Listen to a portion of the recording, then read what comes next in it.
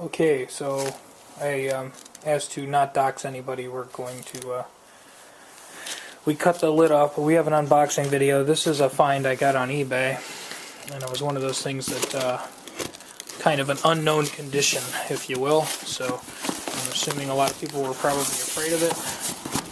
So, let's see what we got. Owens Corning insulation for packing material. Oh dear. Dear goodness gracious. I'm not going to get that out of my feathers. Okay, so I do not want to touch that because I know how prickly and yucky and horrible that is. Okay, memo to eBay people. Don't do, oh god. Okay.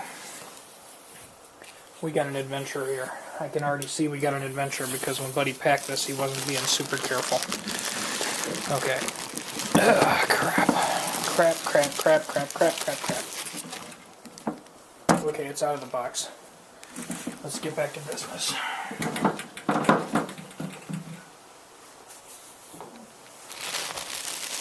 Box out of here. And take this somewhere and burn it.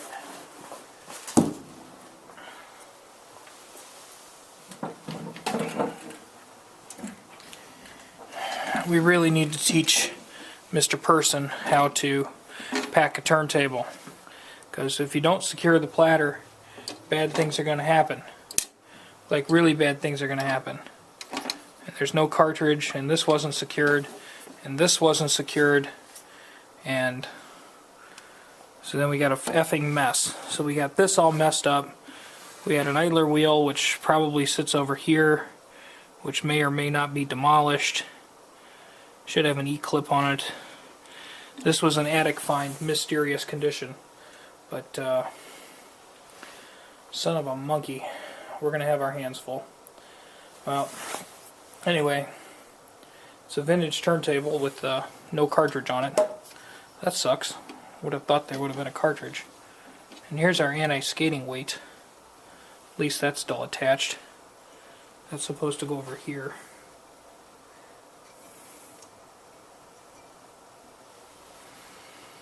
Oh my. What a freaking mess. Well, let's just start by putting it down somewhere and cleaning some dirt and grime off of it and do a couple tests and see what works and what doesn't. Ugh. Grrr. Look at this. The freaking idler wheel is off. It should have had an E-clip on there. Well, there's a place for an E-clip, but there ain't no E-clip. Well, maybe there is an E-clip floating around in here somewhere. But dude, learn how to pack the stuff. Seriously, learn how to pack the stuff.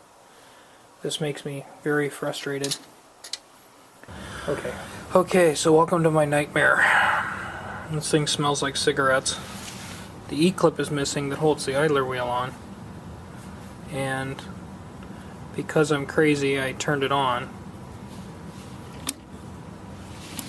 And when I turned it on, started spinning. So it spins. The motor's like on. It's on. Does it ever turn off? I don't know. Does the motor turn off?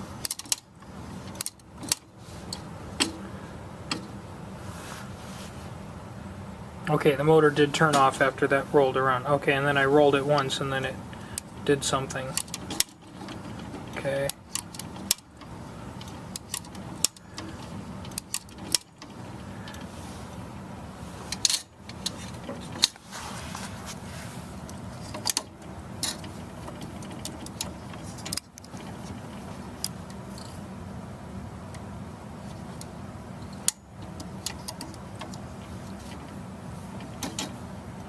Whatever it is, the motor still runs. It's running. Now it's running. And it's quiet. So I guess that's something. Buddy just said that the platter spun freely, but then he didn't secure the platter nor the tone arm down, so they managed to bounce all over. Heck. Stand by. Okay, so with a little bit of help from Ghetto MacGyver, the wobble in the table has kind of been minimized.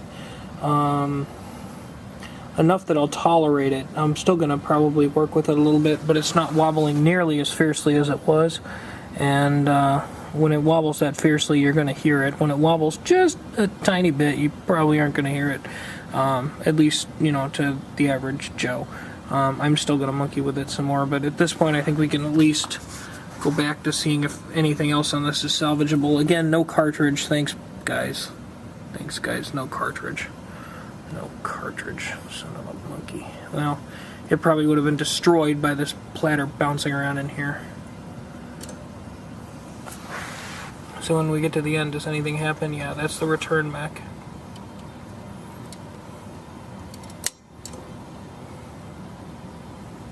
It just makes a bunch of stupid clicky noises. It's rolling around. I think it's trying to push the arm back, but it can't, because that's probably disconnected it underneath. Wonderful. Let's try the reject function. Does anything happen?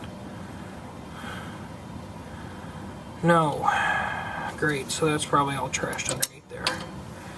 Now, we've already started our little eBay spitting match about, dude, learn how to pack this thing. And it's still filthy and smells like cigarettes. Time to go underneath.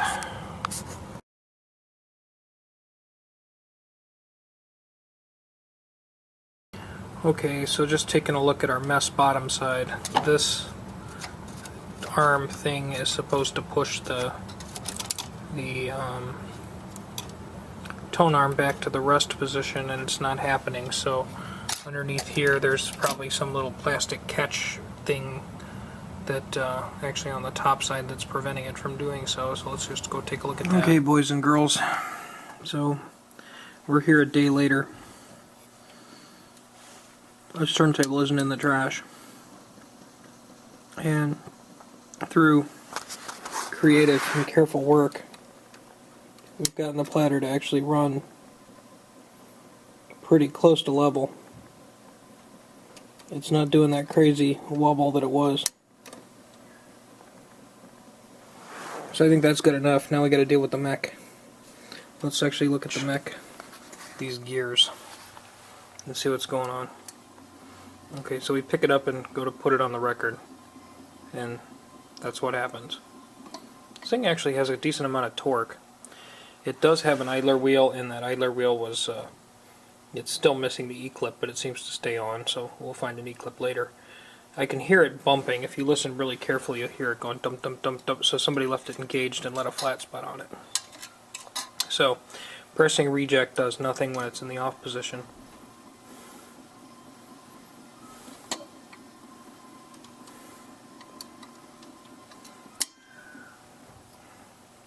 Okay, so bringing it over and queuing it up like I'm going to play an LP. Okay, so we'll put down the arm here, and the arm is down, and we're playing our LP, and then we come to the middle, and we hear the click. Okay, so the gears are working back there. It's probably dizzying to see them, but they are going. The clockwork gears are back there going, but nothing that's supposed to happen underneath is going.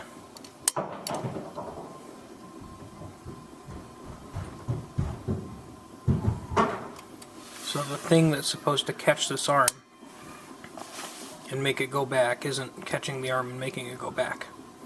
So now we gotta go find it. Okay, so I had my nose under this for quite a while, watching the mechanisms and things. And I don't think this has an auto return feature.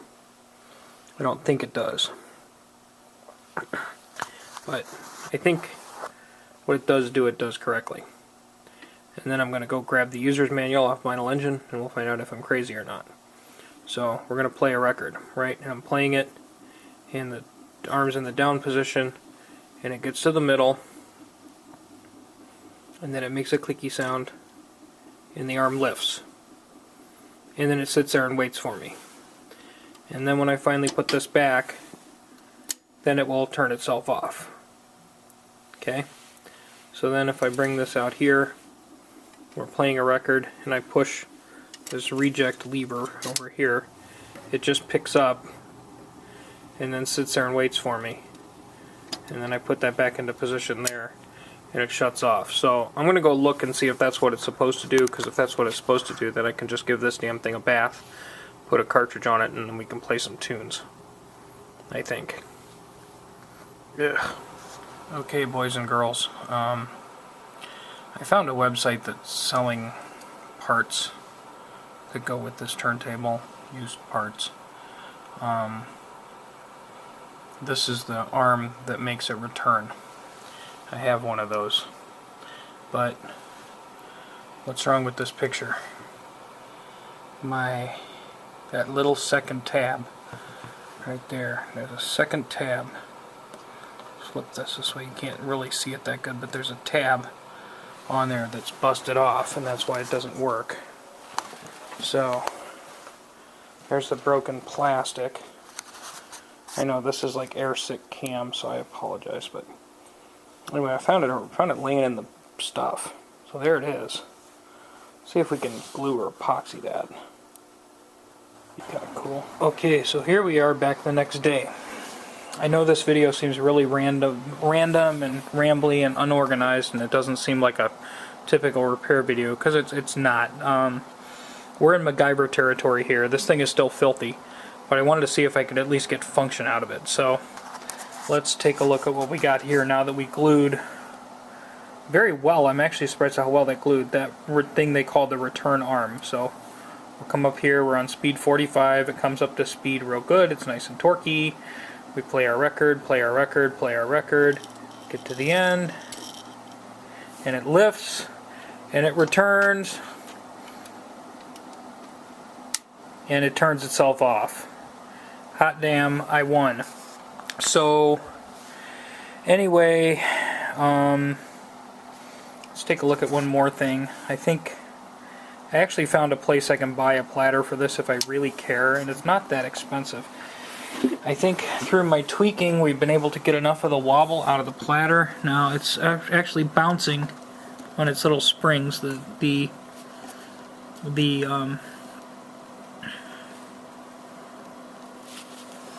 as far as looking at the actual platter itself, looking at the severe wobble that it had, it's pretty reduced. I can actually get a replacement table if I need to, but it's really a lot lower than it was. And I'll probably tweak it a little bit more and see if I can get it just a little better yet. But we're a lot better than we were. I mean, this thing was dragging installing. It was that out of whack. And we've got the arm to work, and both speeds work. And it's got, we'll go on 33, that's where there's even more torque. But I mean, it's got enough torque, I can put my finger on it and it's not dragging. And I mean, it moves. I mean, I'm trying to slow it down. I mean, I can, but it comes up to speed real good. So I can't see getting mad at this and not fixing it at this point. I've come this far. So we'll see if we can get a little bit more of that wobble out of the table. Just a little bit more tweaking. What we were doing before seems to work. It's a matter of measuring, marking, and then adjusting. What essentially happened is the center pin here, if the middle pin is up here and then the disc is perpendicular to it, the disc kind of got twisted. So this isn't, dead on straight, so it's causing the platter to do that. It was, but it's better. And I don't think it's too major now. And I mean, it really needs a bath. It's very disgusting. But it works now. Woo! I know this video sucked, so there'll be a part 2 eventually when I get a cartridge for this and I feel more enthusiastic about it, but I at least feel relieved that I've gotten it to function. Alright, have a great day. Thanks for watching.